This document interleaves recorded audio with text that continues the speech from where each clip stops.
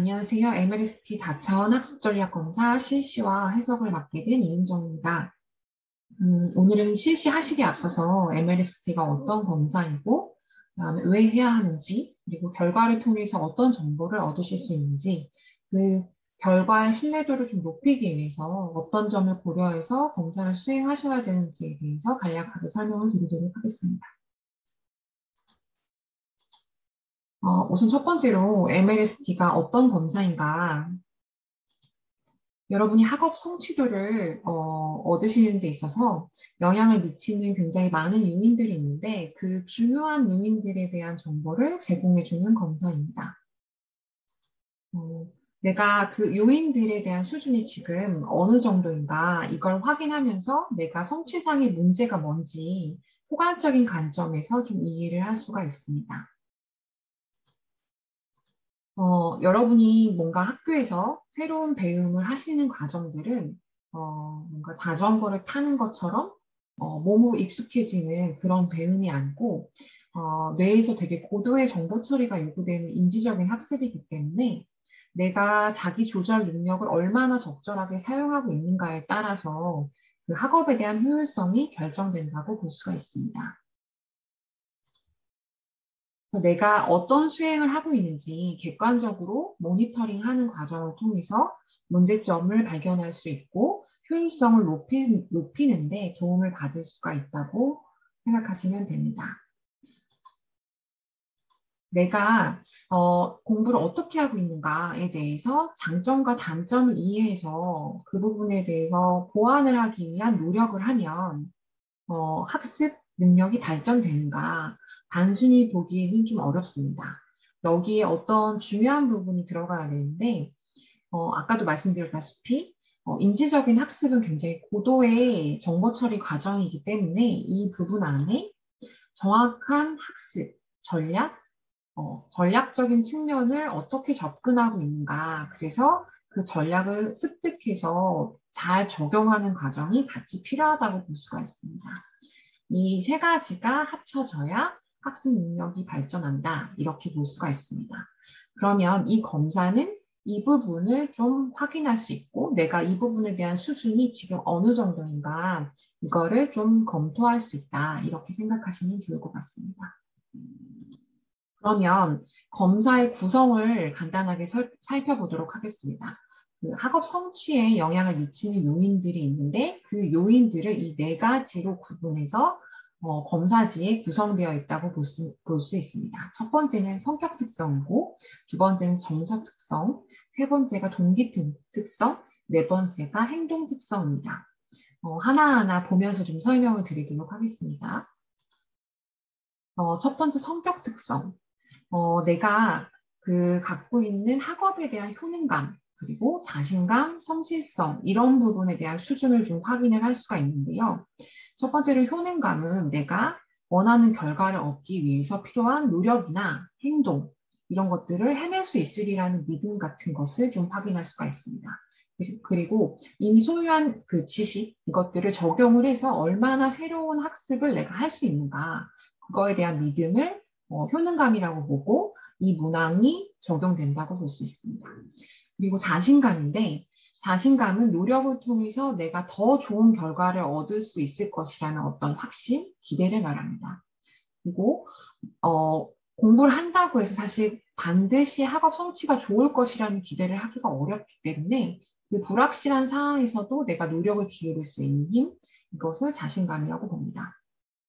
그리고 내가 계획한 한 일, 해야 할 일, 이런 것들을 스스로의 힘으로 끝까지 해내려는 의지나 책임감, 계획성을 성실성이라고 볼 수 있습니다. 그리고 아까 정말 결과가 좋지 않을 수도 있는데 보상이 없을 때 혹은 간헐적으로만 보상이 있다고 치더라도 내가 꾸준히 뭔가 이 공부를 해나갈 수 있는 학습을 해나갈 수 있는 경향성, 이것들을 성실성이라고 보고 이 성격 특성이 학업에 영향을 미친다, 학업 성취에 영향을 미친다라고 보고 문항이 구성되어 있습니다.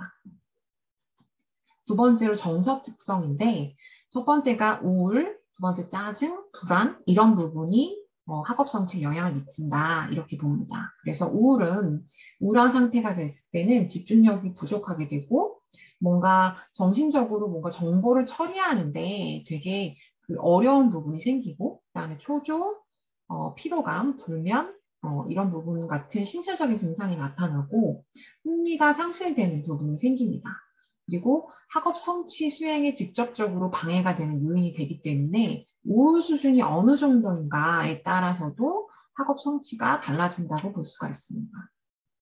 그리고 짜증, 예민함은 사실은 우울감의 다른 표현으로 간주되기도 하는데 이 검사에서는 우울과 짜증을 좀 분리해서 평가를 하고 있습니다. 여기서 말하는 짜증은 좌절에 기인한 분노, 폭력적인 충동, 불만족감, 과민한 성가심 등 이런 것들을 좀 확인할 수 있습니다. 그리고 불안은 뭔가 내가 위협이 됐을 때 불안을 느끼기 때문에 그 위협에 대한 단서, 안전을 위한 그 단서에 집중을 하게 되면 어떤 학업에 필요한 자극 이런 것들에 주의를 기울이지 못하기 때문에 주의를 기울인다고 하더라도 정보 처리 수준이 깊지 못하고 그게 학업에 대한 그 전략적인 사용을 제한적으로 만들기 때문에 이 불안도 내가 학업 성취를 낮추는데 영향을 주는 요인이 됩니다.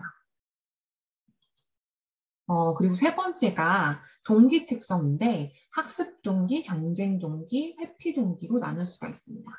학습 동기는 배운 자체, 이걸 굉장히 중요하게 여겨서 공부하는 내용 이런 부분에 그냥 흥미를 느끼고 호기심을 느끼고 만족하는 부분이 됩니다. 그래서 학습 동기가 높다 하면 당연히 학업 성취에 좋은 영향을 줄 수가 있습니다.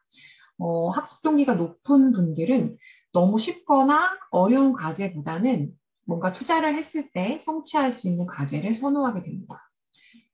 경쟁 동기는 뭔가 능력, 이런 성취를 과시하고자 하는 욕구이고, 타인하고의 경쟁심, 인정받고자 하는 욕구를 반영하는 부분이 있습니다.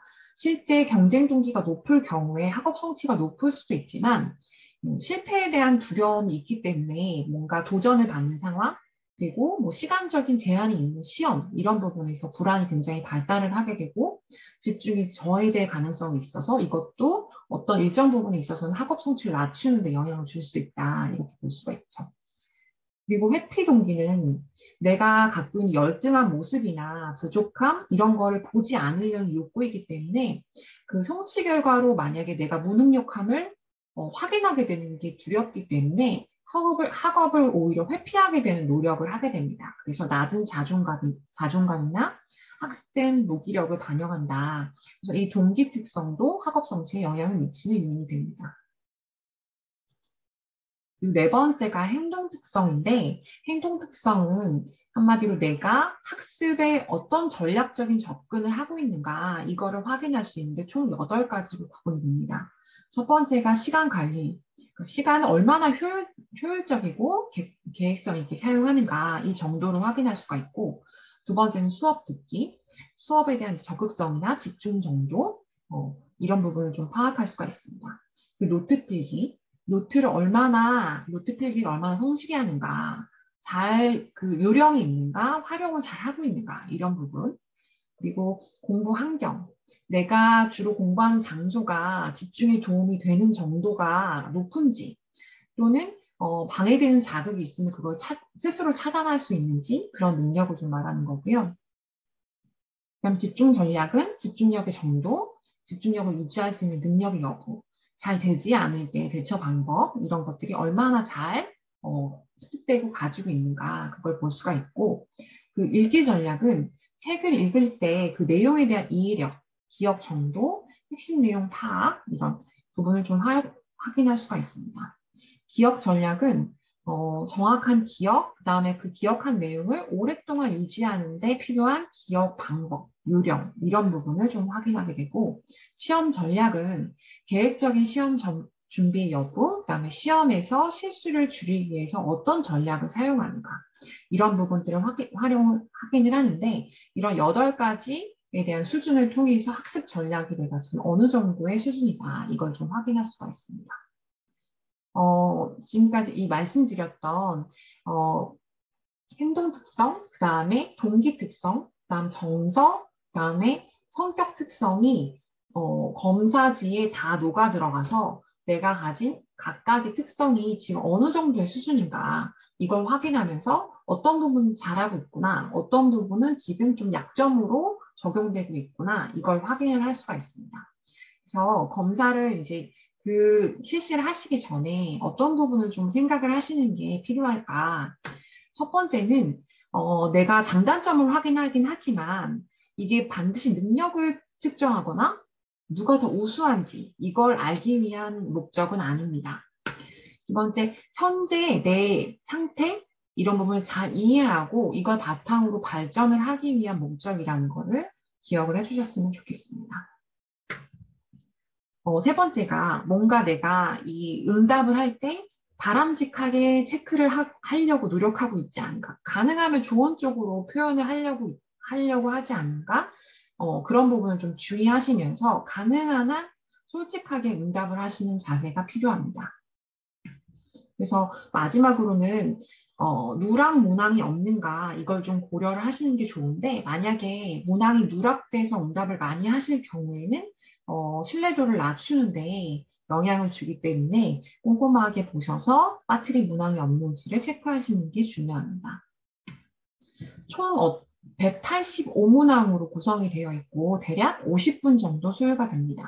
그래서 조용한 환경에서 뭔가 내 모습이 어떤가 본인 스스로를 돌아보시면서 체크를 하시는 게 중요한데 이걸 나눠서 하시는 것보다는 한 번에 하시는 걸 추천드립니다. 왜냐하면 뭔가 일관성 있는 답변이 좀 더 신뢰도를 높이기 때문에 나눠서 할 경우에 내 마음이나 어떤 나를 보는 부분들이 약간씩은 달라질 수도 있어서 한 번에 체크를 하시는 걸 생각하시면 좋겠습니다. 첫 번째 장을 보시면 이런 내용이 있을 겁니다. 그래서 여기서 좀 읽어보면 중요한 부분은 그건 자기 주도적인 학습 능력, 그러니까 스스로 공부할 수 있는 힘의 정도를 알아보기 위한 검사입니다. 그래서 어떤 점을 내가 보완해야 되는가, 잘하고 있는 부분이 있다면 얼마나 더 발전시키면 되는가 이런 정보를 알려준다고 제가 아까 말씀드렸습니다. 그래서 정답이 따로 없고 좋고 나쁜 답도 없습니다. 그냥 나를 이해한다. 그래서 나를 내 상태, 내 수준을 모니터링 해본다. 이렇게 생각을 하시면 좋겠고 솔직하고 정확하게 기록을 하시면 됩니다. 그래서 이 네 가지 수준에서 체크를 하시게 되는데 내 생각이나 경험 거의 일치하지 않아. 그럴 때가 여기 1에 체크를 하시는 거고 약간 일치한다라고 했을 때 2에 체크하시는 거고 대체로 일치한다라고 하면 3, 거의 일치한다라고 했을 때는 4 이렇게 체크를 하시면 됩니다. 그래서 한번 천천히 본인에 대해서 생각하시면서 검사를 185문항을 꼼꼼하게 체크를 해주시면 그 결과를 바탕으로 본인을 좀 이해하시고 학업 성취도가 향상되는 데 도움을 받으실 수 있을 거라고 생각이 듭니다. 그러면 저는 검사 수행을 하신 후에 해석을 해드리는 강의에서 다시 뵙도록 하겠습니다. 감사합니다. 안녕하세요. MLST 다채원 학습 전략 검사 해석을 맡게 된 이은정입니다. 이미 이제 검사를 시행을 하시고 결과를 다 가지고 계실 텐데요. 이 검사 해석 영상을 보시고 내 검사 결과 비교하면서 이해를 해주시면 좋을 것 같습니다. 그러면 검사를 이해하시기 전에 그 검사 결과에는 대부분 T 점수와 백분이라는 게 나오는데요. 이 부분을 좀 더 이해를 하고 네, 결과를 하나하나 보도록 하겠습니다. 우선은 여기 T 점수라고 나와 있는 부분들은 내가 상대적으로 어느 위치에 있는지 확인하기 위해서 내 점수를 변환한 점수입니다. 그래서 보통은 점수의 분포가 이런 모양을 띠게 되어 있는데 중간에 평균을 50T라고 봤을 때 이 50T에서 표준 편차를 감안해서 40에서 60T 정도에 머물게 되면 평균 정도에 해당된다. 이렇게 보고 그다음 이 부분 70T 이상이고 또는 30T 이하일 때 30T일 때는 내가 갖고 있는 약점이 될 수 있는 요인이구나. 또 70T가 이상이 되면 내가 갖고 있는 강점에 해당되는구나. 이렇게 좀 이해를 해주시면 좋을 것 같습니다. 그리고 문항마다 T 점수가 조금씩 다를 수 있기 때문에 좀 더 명확하게 100분위를 좀 더 이해를 하시면 좋을 것 같은데요. 전체 100으로 봤을 때 내 점수가 아래서부터 몇 번째에 해당되는가 이걸 나타내는 수치입니다. 예를 들어서 내가 100분이 80이라고 나왔다라고 하면 전체를 100명으로 보았을 때 나보다 높은 점수를 받은 학생이 위에 20명이 있고 나보다 낮은 점수를 받은 학생이 밑에 79명이 있다. 이런 뜻입니다. 그래서 아래서부터 몇 번째에 해당되는가 이게 100분이다라고 생각을 해주시면 될 것 같고 대부분의 결과가 T 점수와 100분위를 함께 제시를 하고 있기 때문에 그걸 보시면서 내 상대적인 위치가 어느쯤에 해당되는구나 이거를 이해하실 수가 있을 것 같습니다.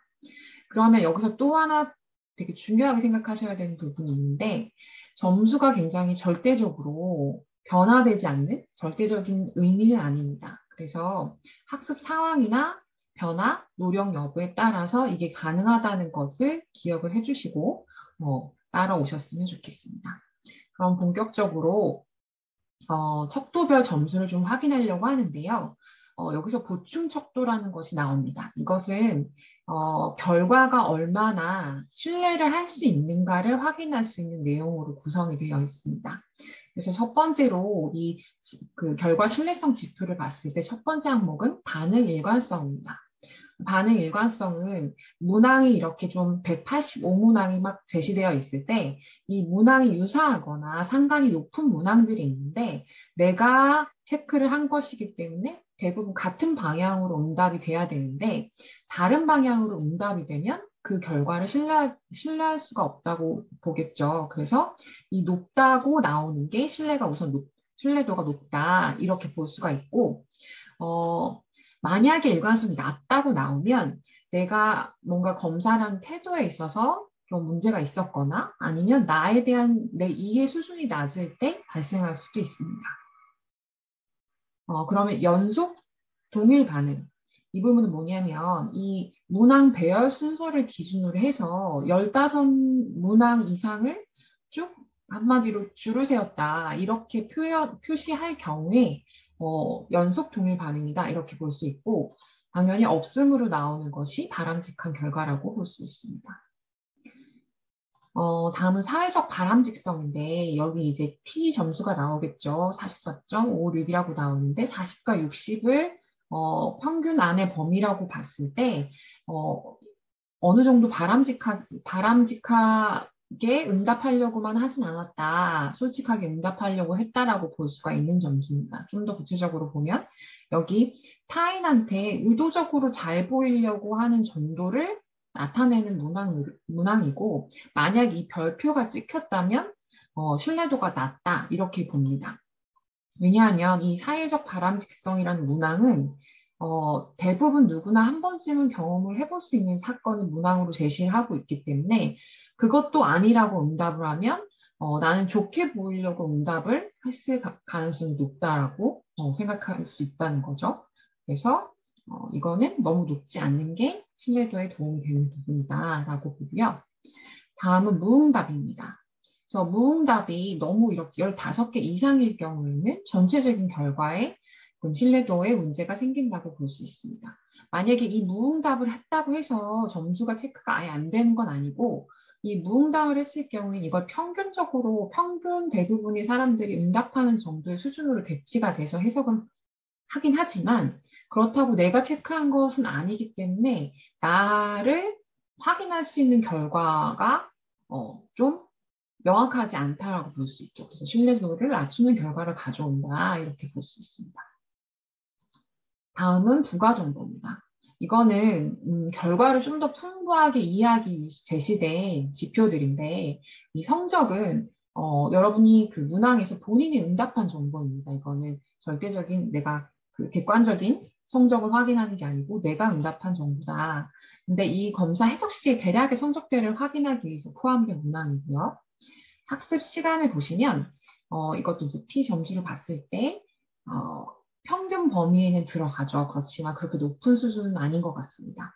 그래서 하루에 스스로 계획을 세워서 공부하는 시간을 T점수로 변환한 것인데 만약에 이 부분이 실천력하고 공부 습관하고 관련된 부분이 있기 때문에 이게 만약에 높다라고 하면 실천력도 되게 좋고 습관도 공부 습관도 좋을 가능성이 있는 거죠. 연관된 부분, 관련된 부분이 있기 때문에. 근데 만약에 학습 시간이 굉장히 높은 데에 비해서 성취도나 만족도가 낮다라고 하면 그때는 학습 방법이나 내가 집중하는 부분에 있어서 문제가 있는 게 아닌가 이걸 확인할 필요가 있습니다.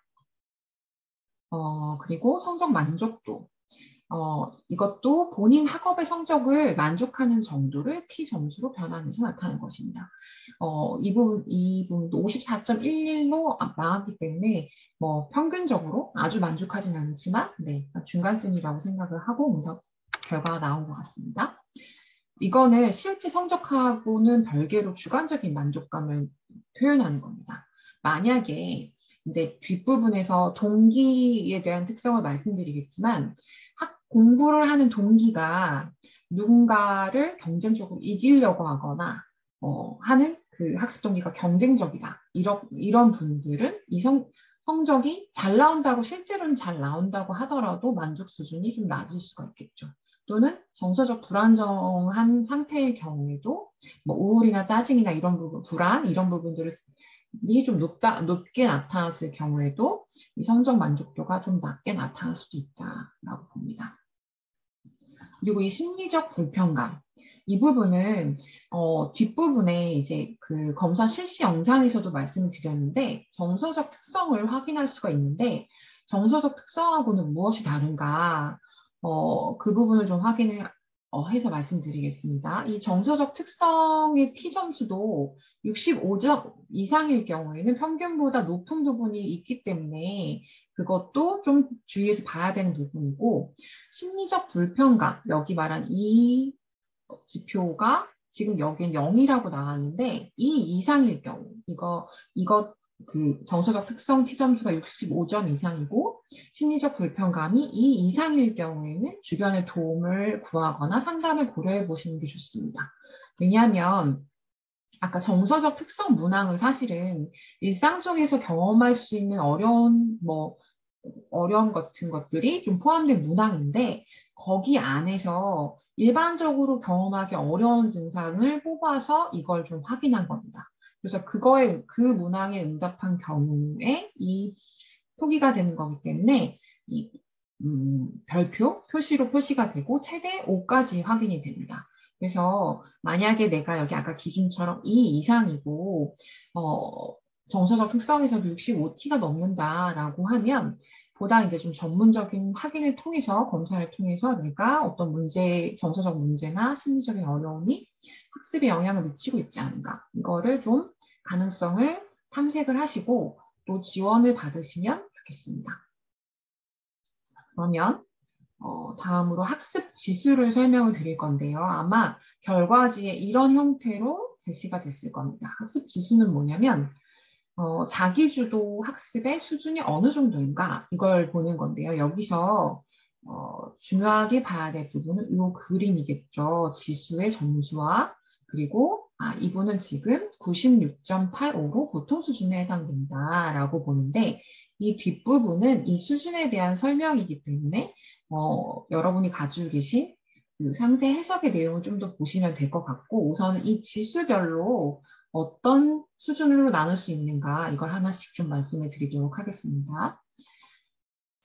자, 가장 높은 수준인데 112.70을 초과했을 때 아마 이쯤 위가 되겠죠. 이때는 수준이 높다고 볼 수 있고 자기주도 학습 수준이 높다. 이거에 대한 해석은 내가 집단에 비해서 학습량도 많고 주도적인 학습 태도를 가지고 있고 목표의식이 뚜렷하고 학습을 하는 전략도 되게 우수한 상태 그리고 이 학습을 대한 태도가 굉장히 자발적이고 성실하다 이럴 때 요 수준이라고 볼 수 있습니다. 다음은 112.70 이하 이건 다소 높음인데 이건 학습에 대해서 어느 정도 자신감을 가지고 있고 또 대체로 학습에도 흥미가 많아서 누군가가 시켜서 하기보다는 자발적으로 공부하는 비중이 높은 편인 게 나오고 그러나 이제 학습 전략이나 동기 면에서 일부는 부족할 가능성이 있다. 이렇게 볼 수 있습니다. 그리고 103.10 이하, 여기는 이제 보통 수준이라고 볼 수 있는데, 집단에 비해서 공부 습관이 크게 나쁘진 않습니다. 그렇지만 개발해야 할 부분이 좀 많은 상태.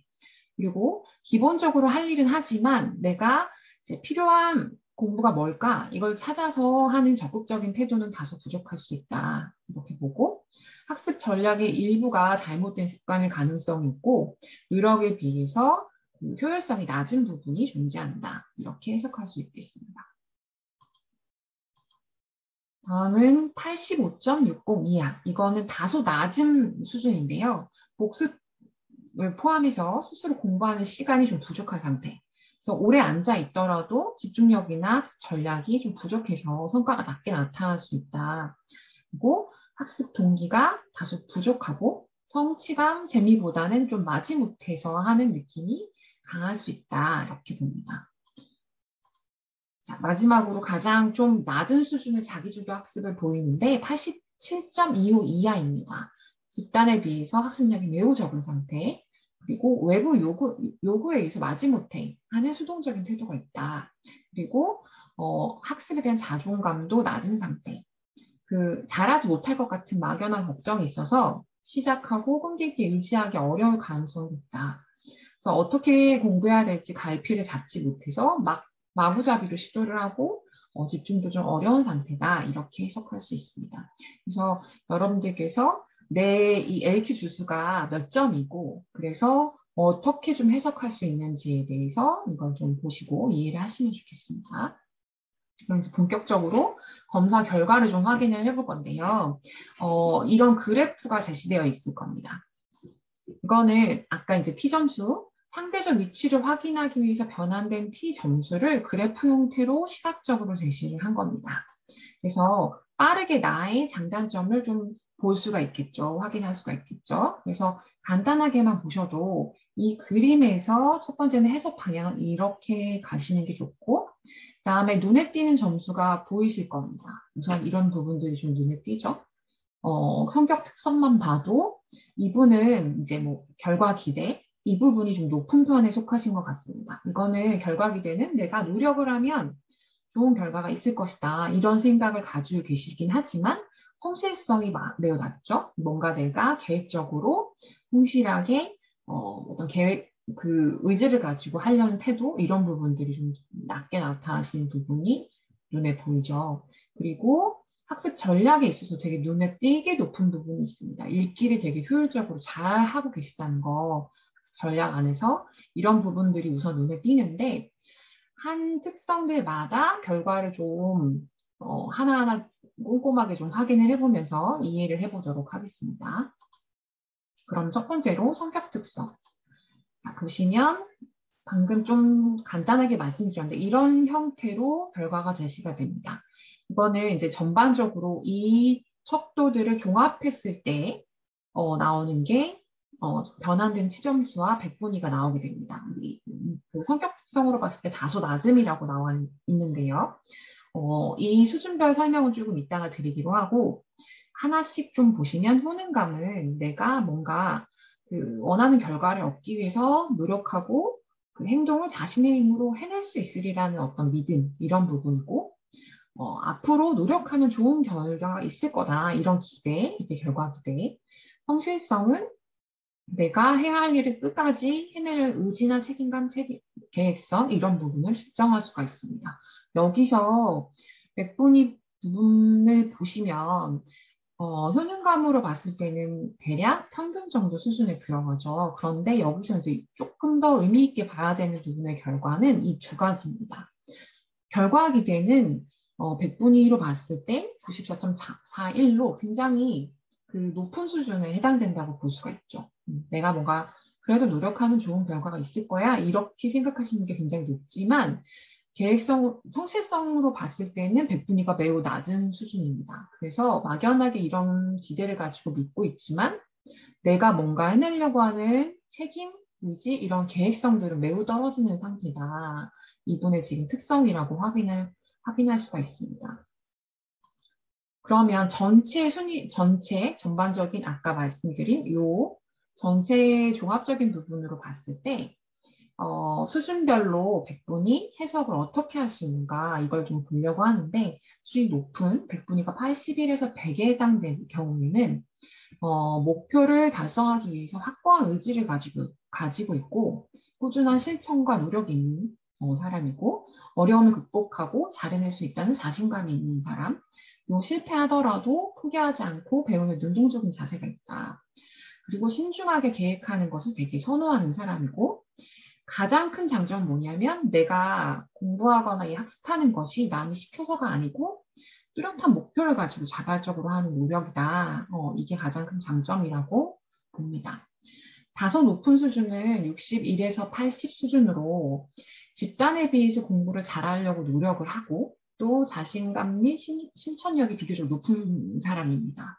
그리고 이 부분 학습 계획이 마음처럼 실천되지 않을 경우에는 간혹 자신감이 좀 하락할 수 있다. 그리고 자발적 공부가 가능하고 신중한 계획도 가능하지만 실천에는 다소 무리가 있는 부분이 있다. 이렇게 해석하고 있고 그렇지만 확고한 의지로 노력이 바탕이 되면 목표 도달 가능한 수준이다. 이렇게 봅니다. 다음은 보통 수준으로 백분위가 41에서 60에 해당되는데요. 학업에 대한 성실한 노력이 다소 부족할 수 있다. 그리고 의욕적으로 계획을 세워도 실천이 되지 않을 때가 더 많다. 그리고 평소 공부하기보다는 벼락치기에 의존해서 또 흥미를 느끼기가 어렵고 결과가 좋지 않은 경우가 많은 편이다. 그래서 배우는 것에 대해서 세심한 계획이나 실천이 노력이 필요한 상태를 지금 보통 수준이라고 볼 수가 있습니다. 다소 낮은 수준은 21에서 40, 100분위가 해당되고 학습 계획, 실천이 많이 부족한 상태, 학습 자존감도 되게 부족하고 닥치는 대로 시간에 쫓겨서 공부하는 편, 그리고 하고 싶지 않은 마음이 높을 수도 있는 상태다 이렇게 보고 낮음은 0에서 20입니다. 여기는 학습 관련된 노력, 흥미, 자존감이 모두 매우 부족하다.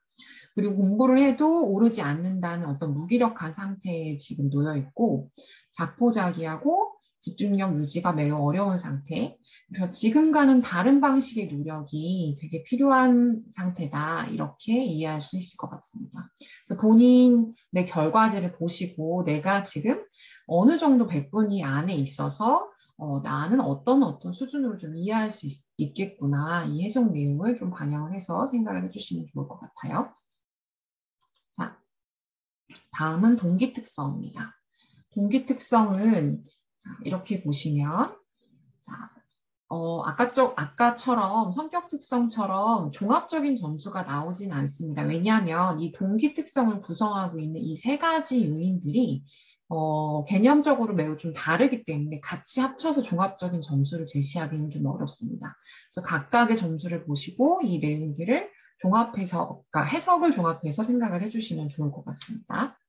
자, 첫 번째가 학습. 학습 동기는 내가 뭔가를 배우려고 하는 흥미, 이런 호기심, 이런 게 굉장히 높고, 이런 새로운 것을 배우고 익히는 것에 되게 적극적인 태도를 나타내는 경우에 학습 동기가 높다. 이렇게 볼 수 있고, 경쟁 동기는 내가 뭔가 성취하고자 하고 남들한테 이기려는 경쟁심으로 공부를 하는 경우에는 경쟁 동기가 올라가게 됩니다. 회피 동기는 내 스스로가 부족하다는 걸 보고 싶어 하지 않은 욕구가 있기 때문에 그 결과로 나타내는 부족함을 눈으로 확인하고 싶지 않아서 이런 회피하는 형태로 나타나게 된다. 자, 그러면 이분의 내용에서 좀 더 유의해서 봐야 될 부분은 전체 답니다. 이분은 백분위 학습과 경쟁을 봤을 때 전반적으로 낮습니다. 그래서 뭔가 배우는 것도 별로 흥미를 느끼지 않고, 그 다음에 뭔가 누군가를 이기려고 하는 경쟁심도 높지 않죠. 그렇다고 해서 이게 높은 게 좋은 것이냐? 또 그렇진 않습니다. 왜냐하면 경쟁 동기가 높게 되면 이제 내가 누군가를 이기기 위해서 남들보다 앞서려는 동기가 우선되기 때문에 뭔가 그런 부분에서 압박을 느끼게 되면 오히려 좀 불안으로 이어질 수도 있고, 그리고 학습에 대한 만족도도 떨어질 수도 있죠. 네, 그렇지만 이제 이 부분은 어쨌든 이 부분도 좀 낮게 나타났다. 그렇지만 이 부분이 좀 높게 나타났어요. 뭐냐면 내가 부족한 걸 확인하고 싶어 하지 않기 때문에 어떤 노력이나 이 수행하는 것을 좀 기피하는 게 높은 상태라고 볼 수 있죠. 자, 그러면 학습 동기의 그 백분위 수준별로 어떻게 해석할 수 있는가 이걸 좀 말씀을 드리면 우선 높은 수준, 100분위, 80에서 100, 배움에 대한 흥미, 즐거움 이런 걸 만끽하면서 성취 동기가 되게 높은 상태, 다소 높은 61에서 80, 대체로 즐겁고 자발적인 태도로 학습에 임하고 있다. 자, 보통은 41에서 60, 학습을 싫어하는 것은 아니지만 특별한 즐거운 경험도 하고 있지 못한 상태를 말합니다. 다소 낮은 21에서 40, 공부에 별다른 흥미를 느끼지 못하고 학업에 지금 부담감을 갖고 있을 가능성이 높다. 그리고 낮음은 0에서 20, 학업에 대한 태도가 되게 부정적이고 자발성 자체가 지금 보이지 않는 상태다. 이렇게 볼 수 있습니다. 경쟁 동기, 자, 높음 수준은 81에서 100, 성취 욕구는 강해서 보통은 성취 욕구가 높으면 결과도 어느 정도 영향을 받아서 좋게 나타날 경우가 있습니다. 그렇지만 지나치게 타인을 의식하고 있는 부분이 있다. 그리고 다소 높은 61에서 80, 학습 결과에 대해서 인정받고자 하는 욕구가 많은 편이다. 보통 41에서 60, 적절한 수준에서 타인을 의식하고 있다. 다소 낮음 21에서 40, 학업에 있어서 타인을 별로 의식하지 않는다.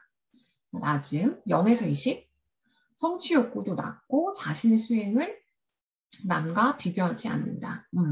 또 너무 낮을 경우에 성취 욕구가 낮아질 부분도 생기겠죠. 네. 회피 동기, 자, 높은 81에서 100, 실패를 되게 두려워하는 거예요. 학업적 실패. 그래서 비난에 대한 걱정이 되게 많은 편이다. 그리고 다소 높은 61에서 80인데 실패를 두려워하고 비난에 대한 걱정이 다소 많은 편이. 그리고 보통은 41에서 60, 성적에 대한 적정 수준의 부담을 경험하고 있다. 자, 다소 낮음은 21에서 40, 성적에 대해서 걱정을 안 한다. 동시에 학습 동기가 만약에 높아. 내가 뭔가 이걸 좀 낮더라도 못 나오면 어떡하지? 이런 생각을 안 하면서 내가 이거 배우는 동기가 뭔가 배우는 것 자체에 즐거움을 느낀다면 매우 이상적인 동기 상태다. 이렇게 볼 수 있겠습니다. 자, 낮음은 0에서 20이고 실패에 대해서 전혀 신경 쓰지 않는다. 스트레스도 낮고 이것도 동시에 학습 동기가 높아 라고 하면 매우 안정적 상태에서 학습이 가능한 상태다. 이렇게 볼 수 있습니다. 자, 다음은 정서 특성입니다. 이 부분인데요. 자, 이분은 정서 특성으로 봤을 때 전반적으로 점수가 낮은 편에 속하죠. 이건 높은 게 좋은 게 아닙니다. 네, 그래서 100분위 수준으로 봤을 때는 대부분 낮은 수준의 피점수도 마찬가지고요. 그래서 그 우울, 불안, 짜증 것 같은 정서적인 어려움을 그렇게 많이 겪고 있는 상태는 아니다. 이렇게 볼 수 있습니다. 자, 그래서 전반적인 수준을 종합적으로 해석을 해보면 여기 이제 높은 수준일 때, 80일에서 100일 때, 감정적인 그 감정이나 정서적인 면에서 매우 불편한 상태겠죠. 네. 스트레스도 많고 외부에서 볼 때도 좀 불안정해 보이는 게 보일 수 있습니다. 그래서 주변에서 발생하는 사소한 일에도 굉장히 민감하게 반응을 하고 막 짜증을 내고 할 수 있고 스트레스에 의해서 감정 변화가 크게 나타날 수 있다. 그리고 학습, 일상에서 어려움을 느낄 때가 많고 잡념이 되게 많다. 이런 정서적인 상태이기 때문에 잡념이 많을 수 있겠죠. 책상에 앉아서도 멍하니 보내거나 뭔가 잡념을 하기 때문에 당연히 시간을 허비하고 싶다. 이 상담이나 도움을 구하는 것이 바람직한 상태라고 볼 수 있습니다. 자, 다소 높음, 60일에서 80. 지금 걱정, 짜증이 다소 많은 편이고 주변의 크고 작은 일에 더 영향을 받고 예민하게 반응을 한다. 우울, 짜증으로 학습에 대한 집중력이 떨어지는 것을 경험하고 있고, 기분에 따라 학습 정도의 차이가 있을 수 있다. 그리고 스트레스가 발생했을 때 이분들은 좀 마음을 정리하는 시간이 필요할 수 있다. 이렇게 보죠. 자, 그리고 보통은 40일에서 60인데, 별다른 어려움이 없는 상태입니다. 뭔가 경우에 따라서는 짜증과 기분이 나빠질 수도 있지만, 이건 그 경우에 따라서 누구나 그럴 수 있고, 학습 및 일상에 지장을 줄 정도는 아니다. 그래서 여기서 만약에 일시적인 스트레스를 받고 있다라고 해도 노력에 따라서는 이겨낼 수 있는 상태라고 보고, 뭔가 본인만의 취미, 환기 방법을 통해서 효과적으로 기분 전환이 가능한 수준이다. 이렇게 봅니다. 다소 낮음은 21에서 40 백분위에 들어가고 타인에 비해서 정서적인 안정, 비교적 마음 상태가 편안한 상태, 그리고 스트레스를 겪고도 학습에 지장을 줄 정도는 아니고 감정 변화도 많지 않고 어려움이 발생해도 이겨낸 다음에 목표와 노력을 할 수 있는 마음 상태다. 낮음은 0에서 20인데요. 정서적으로 상당히 안정된 상태라고 볼 수 있습니다.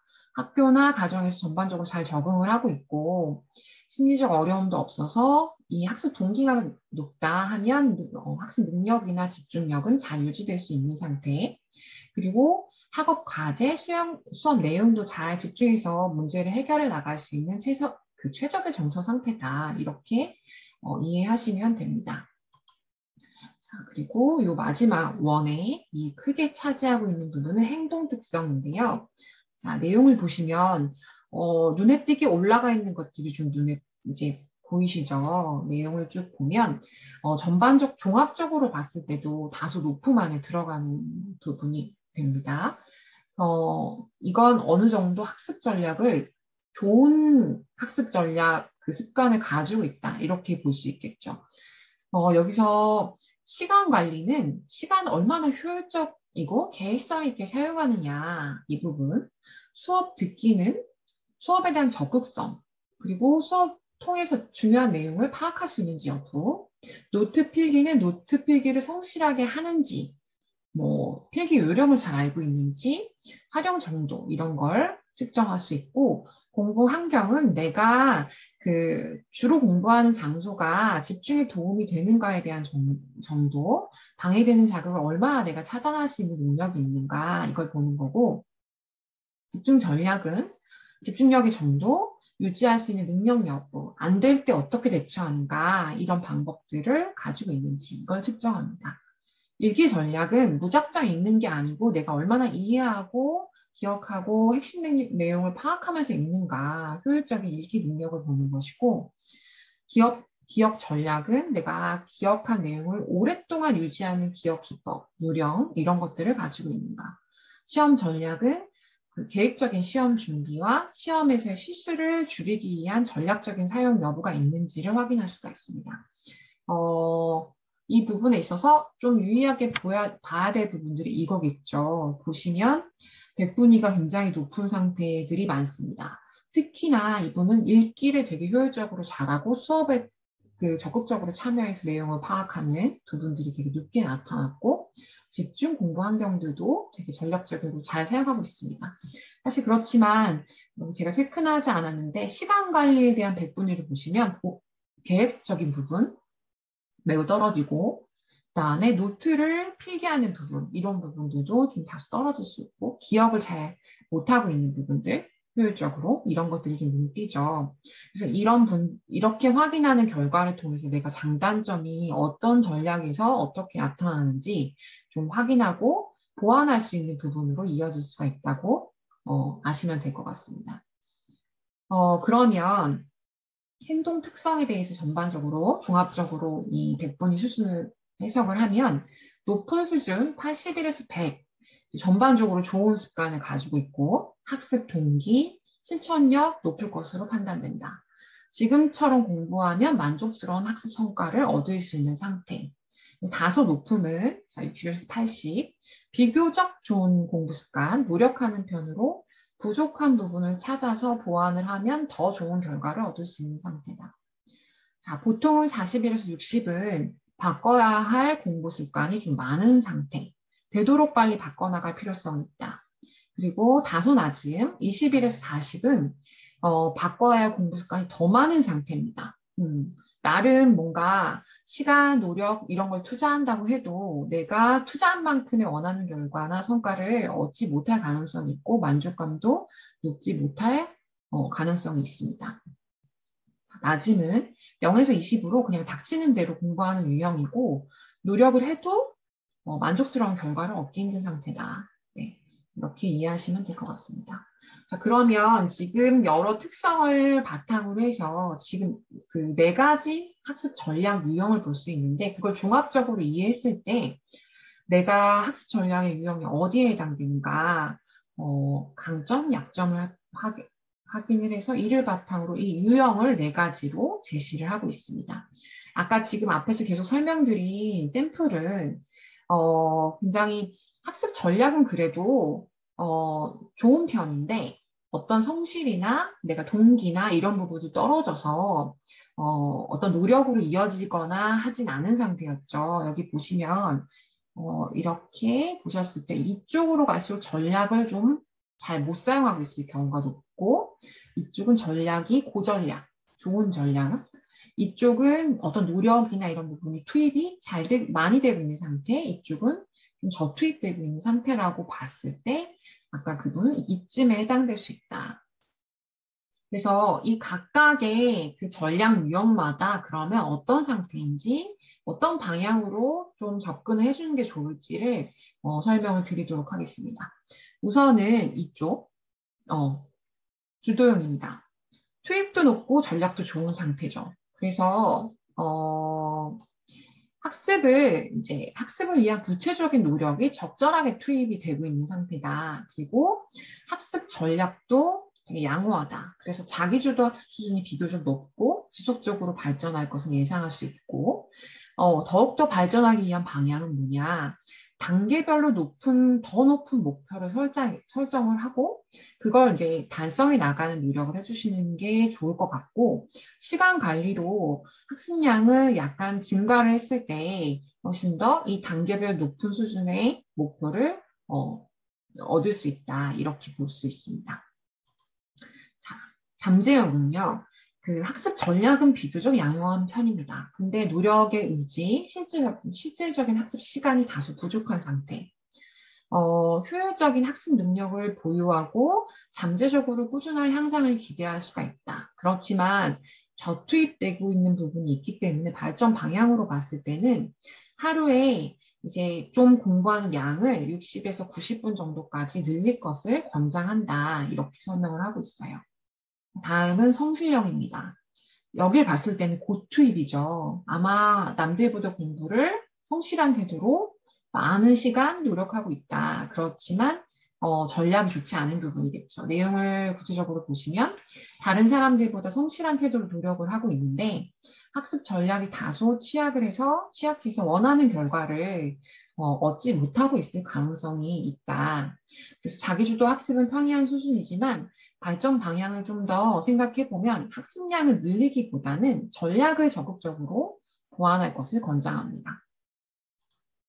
자, 마지막으로 정체형인데 이 부분은 노력 부족합니다. 그래서 학습 시간도 별로 많지 않고 전략도 취약한 편이다. 그래서 자기주도 학습이 다소 낮을 것을 예상한다.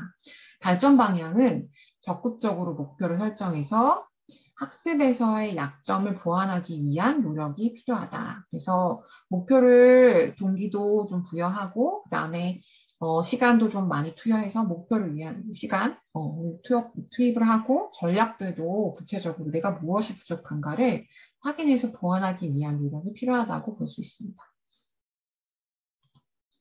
마지막으로 결과지의 뒷부분 맨 마지막을 보시면 학습 전략에서 좋은 공부 습관을 기르기 위해서 필요한 전략들을 이렇게 몇 가지를 제시하고 있습니다. 그래서 아까 행동 특성에서 보셨던 8가지 전략들을 말하는 건데 그것들을 어떻게 하면 좋을지를 이렇게 간단하게 제시를 하고 있기 때문에 그걸 꼼꼼하게 읽어보시고 내 그 약점을 어떻게 보완할 수 있을까? 이것들도 좀 그 생각을 해보시면 도움이 될 것 같습니다. 자, 그리고 이 자기주도적 학습 능력은 뭔가 변화 가능합니다. 이게 지능이 아니기 때문에 내 스스로의 노력과 경험에 의해서 얼마든지 가능하다. 그 변화 가능하다. 불변한 것이 아니다. 네, 이걸 좀 기억을 해주시고 이 검사를 저희가 그 필요성과 목표를 검사 실시 전에 말씀드린 것처럼 내가 좀 더 발전 방향을 확인할 수 있는 이해 수준 높이는 것, 날 포괄적으로 좀 더 이해하기 위한 그런 목적으로 검사를 실시한 것이기 때문에 내 장단점을 이해를 했다면 거기에 맞춰서 어떤 구체적인 노력들을 할 수 있는가, 이걸 이제 생각을 해보실 수 있겠죠. 그래서 그 노력들을 좀 수행하시면서 습관화하신다면 아마 많은 변화가 있고 학습에 대해서도 성취도나 만족도가 많이 올라가실 수 있지 않을까, 그렇게 생각을 합니다. 자, 장시간 수고 많이 하셨습니다. 감사합니다.